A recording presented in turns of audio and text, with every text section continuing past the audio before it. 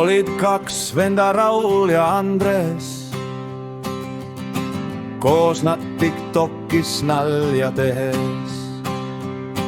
Raul kurtis, miks minus laulu pole. Kauboi vastas kohe, kirjutame. Kauboi hakkas kirjutama. Niisama laulu tulla ei saa.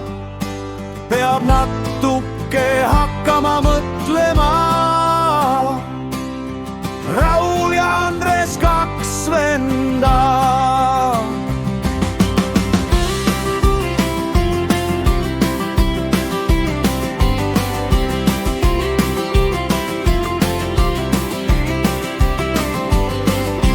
Varsti käes on jaanipäev.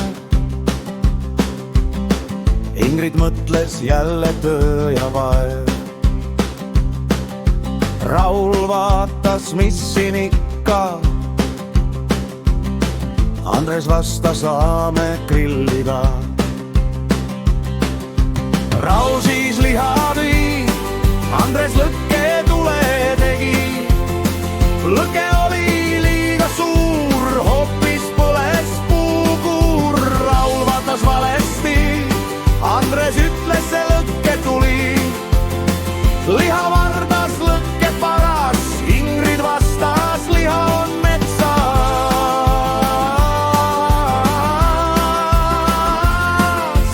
Ingrid vastas, liha on metsas.